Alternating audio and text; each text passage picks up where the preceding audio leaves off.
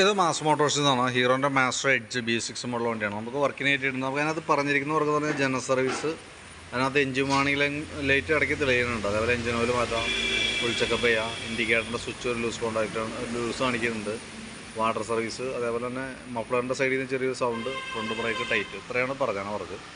അപ്പോൾ നമ്മൾ വണ്ടി ഓടിച്ചു നോക്കി വർക്കിന് കയറ്റിയിട്ടുണ്ട്. അതിൻ്റെ ഇൻഡിക്കേറ്ററിൻ്റെ സ്വിച്ച് പാനലിൻ്റെ ഉള്ളിൽ നിന്ന് പൊട്ടിപ്പോയതാണ് ഇൻഡിക്കേറ്റർ ലൂസായി കിടക്കുന്നത്. പിന്നെ ബ്രേക്കിൻ്റെ കേബിൾ ഫുൾ ലോഡായിട്ട് നിൽക്കുക. ബ്രേക്ക് കേബിൾ വലിഞ്ഞ് പോയേക്കണതാണ്. അപ്പോൾ ബ്രേക്ക് കേബിൾ മാറ്റിയിട്ടാലാണ് ആ ബ്രേക്കിൻ്റെ ടൈറ്റിൻ്റെ കേസ് മാറുള്ളൂ. ഈ സൈലൻസർ ഭാഗത്തുനിന്ന് സൗണ്ട് വ്യത്യാസം പറഞ്ഞത് എന്താണെന്നുള്ളത് കൃത്യമായിട്ട് നമ്മൾ നോക്കിയിട്ട് നമുക്ക് മനസ്സിലായില്ല. വണ്ടിയുടെ വാൽവ് നല്ല രീതിയിൽ ലൂസ് ഉണ്ട്, അത് നമ്മൾ സെറ്റ് ചെയ്യാൻ വേണ്ടി അയച്ചിട്ടുണ്ട്. പിന്നെ നമുക്ക് വാണിംഗ് ലാമ്പിൻ്റെ കേസാണ്. വാണിംഗ് ലാമ്പിനകത്ത് 2 ഫാൾട്ട് കോഡ് കിടക്കുന്നുണ്ട്. അപ്പോൾ ജസ്റ്റ് അതിൻ്റെ ഡീറ്റെയിൽസും കൂടി ഞാൻ അപ്ഡേറ്റ് ചെയ്തേക്കാം. നമ്മൾ റെഗുലർ സർവീസിൻ്റെ ഭാഗമായിട്ട് നമ്മൾ ബാക്ക് സൈഡിൽ നിന്ന് നമ്മൾ ചെക്ക് ചെയ്ത് വരുന്നുണ്ട്. ബാക്കിലത്തെ ബ്രേക്ക് ലൈനറൊക്കെ നമ്മൾ ചെക്ക് ചെയ്യാൻ വേണ്ടിയിട്ട് അയച്ചാണ്. ബ്രേക്ക് ലൈനർ നമുക്ക് മാക്സിമം അതിൻ്റെ അഡ്ജസ്റ്റിങ്ങിലേക്ക് ആയിട്ടുണ്ട്. അപ്പോൾ നമുക്ക് ഈ സർവീസിൽ ലൈനർ മാറ്റിയിടാം. കാരണം ഈ സൈഡ് തീരെ തീർന്നേക്കണതാണ്. തന്നെയല്ല നമുക്ക് അതിൻ്റെ ഹബിനകത്ത് ചെറിയൊരു സ്ക്രാച്ച് ഉണ്ട്, ഒരു ലൈൻ വന്നാണ് ഉണ്ടെന്ന്. അത് ഹബിനകത്തൊരു സ്ക്രാച്ച് വന്നേക്കണതാണ്. അപ്പോൾ അതുകൊണ്ട് തന്നെ 100% നമുക്ക് ആ ലൈനർ മാക്സിമം ഉപയോഗിച്ച് തീർക്കാൻ പറ്റില്ല. അതിക്ക് മുമ്പ് തന്നെ നമുക്ക് ചേഞ്ച് ചെയ്യേണ്ടി വരും. കാരണം അത്രയ്ക്കും ബ്രേക്ക് ഇല്ലാത്തൊരു കണ്ടീഷനിലേക്ക് വരും. ഇപ്പം തിരക്കാലം അഡ്ജസ്റ്റ് ചെയ്തിട്ടായിരുന്നു, പക്ഷേ പരമാവധി അഡ്ജസ്റ്റിങ്ങിലേക്ക് ലൈനറിൻ്റെ അവസ്ഥ നിൽക്കണം കേട്ടോ. അപ്പോൾ ലൈനർ മാറ്റിയിടണമാണ് ഏറ്റവും ബെറ്റർ. പിന്നെ നമ്മളതിൻ്റെ എഞ്ചിൻ ഓയിൽ മാറുന്നുണ്ട്. അതേപോലെ തന്നെ സ്പാർക്ക് പ്ലഗ് ഒക്കെ ഒന്ന് അഴിച്ച് ക്ലീൻ ചെയ്യാനുണ്ട്. എയർ ഫിൽറ്ററിൻ്റെ ഭാഗം നമ്മളൊന്ന് ചെക്ക് ചെയ്യാനൊക്കെ ആയിട്ട് അയച്ചാണ്. അപ്പോൾ വേറെ കുഴപ്പമൊന്നുമില്ല, കുറച്ച് ക്ലീൻ ചെയ്ത് നമുക്ക് റീസെറ്റ് ചെയ്യാം. പിന്നെ നമുക്ക് ഈ ഭാഗത്തേക്ക് വരുമ്പോഴത്തേക്കും ഗിയർ ഓയിലൊക്കെ നോക്കി നല്ല ഓയിലാണ്. അതേപോലെ തന്നെ ഈ സൈഡ് വരുമ്പോൾ ക്ലച്ചിൻ്റെ ഭാഗം നമ്മളൊന്ന് അഴിച്ച് ചെക്ക് ചെയ്യാനുണ്ട് ഫുള്ള്. അപ്പോൾ അതിനകത്ത് നോക്കുമ്പോൾ നമുക്ക് അതിൻ്റെ ബെൽറ്റിൻ്റെ കണ്ടീഷൻ അത്ര പെർഫെക്റ്റ് അല്ല. ഈ സൈഡൊക്കെ പൊട്ടിയിരിക്കണം കേട്ടോ.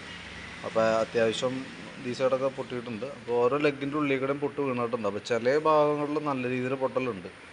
അപ്പോൾ മാക്സിമം ഒരുവിധം ലൈഫ് ആയിട്ടുണ്ട്. കമ്പനി ബെൽറ്റിനെ കിടക്കണേ. അപ്പോൾ അത് ചേഞ്ച് ചെയ്ത് ഇടേണ്ട സമയമായിട്ടുണ്ട് കേട്ടോ.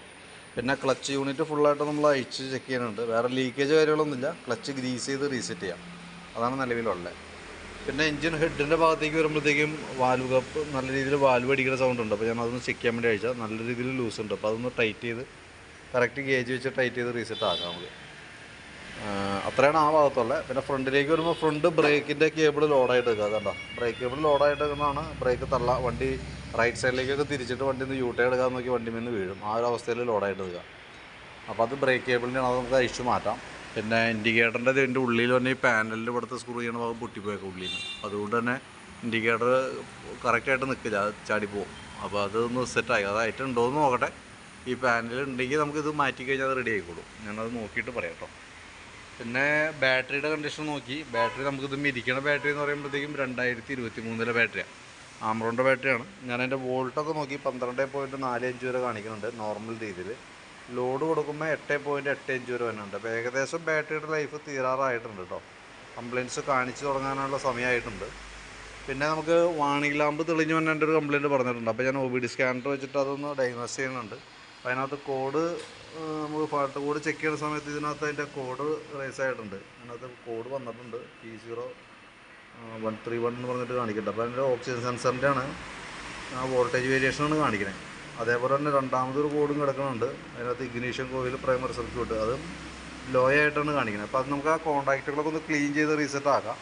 നിലവിൽ വേറെ അങ്ങനെ പറയത്തക്ക കംപ്ലയിൻറ്റ്സ് ആയിട്ടൊന്നും തോന്നണില്ല. തന്നെയല്ല വണ്ടി നമുക്ക് ആ വാണിംഗ് ലാമ്പ് തെളിഞ്ഞ് നിന്നിട്ടും വണ്ടി ഓടുന്നതിന് വേറെ പ്രശ്നമൊന്നും ഉണ്ടായില്ല, മിസ്സിങ്ങോ കാര്യങ്ങളൊന്നും കാണിച്ചിട്ടും ഉണ്ടായിരുന്നു കേട്ടോ. അപ്പോൾ ഞാനതൊന്ന് ക്ലിയർ ചെയ്തിട്ടേക്കാം. വരാൻ സാധ്യതയുള്ള ഭാഗങ്ങളൊക്കെ ഒന്ന് കറക്റ്റ് ചെയ്തിട്ടേക്കാം. മറ്റേ രണ്ടാമത്തെ കോഡ് തന്നെ നമുക്ക് ഇത് ഇവിടുത്തെ ഒരു ലൂസ് കോൺടാക്റ്റൊക്കെ ഉണ്ടായിരുന്നു, അതൊന്ന് ക്ലിയർ ചെയ്തിട്ടുണ്ട്. പിന്നെ ഓക്സിജൻ സെൻസറിൻ്റെ ഭാഗം നമ്മളതൊന്ന് കറക്റ്റാക്കി ഇട്ടേക്കാം തരും കേട്ടോ. പിന്നെ എഞ്ചിൻ ഓയിൽ മാറ്റുന്നുണ്ട്. അപ്പോൾ ഇതൊക്കെയാണ് മെയിനായിട്ടുള്ളത്. അപ്പോൾ ഞാൻ അതിൻ്റെ ഒരു ഏകദേശം ഒരു എസ്റ്റിമേറ്റ് ആക്കാം. അതിൻ്റെ ഡീറ്റെയിൽസ് ഒന്ന് വാട്സപ്പിലേക്ക് സെൻഡ് ചെയ്തിടാം.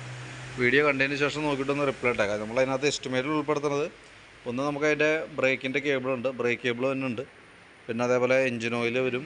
അതേപോലെ ഈ സൈഡിലേക്ക് വരുമ്പോൾ ക്ലച്ചിനകത്ത് വരുന്ന ബെൽറ്റ് വരുന്നുണ്ട്, ബാക്ക് ബ്രേക്ക് ഷൂ, പിന്നെ ജനറൽ സർവീസ്, വാഷിങ് കാര്യങ്ങളൊക്കെ പറഞ്ഞിട്ടുണ്ടല്ലോ. അതെല്ലാം ഉൾപ്പെടുത്തിയിട്ടുള്ളൊരു എസ്റ്റിമേറ്റ് വാട്സപ്പിൽ ഇടണേ. വീഡിയോ കണ്ടതിന് ശേഷം നോക്കിയിട്ടൊന്ന് റിപ്ലൈ ഇട്ടുള്ളൂ കേട്ടോ. കാരണം ഇച്ചിരി ലേറ്റായിട്ടാണ് തീരുള്ളൂ. വർക്ക് കംപ്ലീറ്റ് ആവുന്നതിനനുസരിച്ച് കോൺടാക്ട് ചെയ്തോളൂ കേട്ടോ. ഒരല്പം താമസം പിടിക്കുന്ന പണിയാണ് അത് ചെയ്തു വരുമ്പോഴേ. ഒന്നാമത് സ്കൂട്ടർ മോഡൽ ചുരുങ്ങിയത് നമുക്ക് 2 മണി 2.5 മണിക്കൂർ ചുരുങ്ങിയത് വരും. പിന്നെ ഇത് അത്യാവശ്യം ബാക്കിയുള്ള ഫ്രണ്ട് കേബിളും കാര്യങ്ങളൊക്കെ അഡീഷണൽ ആയിട്ട് മാറ്റേണ്ടതായിട്ടുണ്ട്. അപ്പോൾ അതുകൊണ്ട് തന്നെ ഒരല്പം താമസം ഉണ്ടാവും. ഞാൻ നോക്കിയിട്ട് അതിൻ്റെ ഡീറ്റെയിൽസ് ഒന്ന് അപ്ഡേറ്റ് ചെയ്തേക്കാം. പരമാവധി നമുക്ക് ഇന്നത്തേക്ക് ട്രൈ ചെയ്യാം. എന്തെങ്കിലും വ്യത്യാസം ഉണ്ടെങ്കിൽ കോൺടാക്ട് ചെയ്യാം. ഓക്കെ.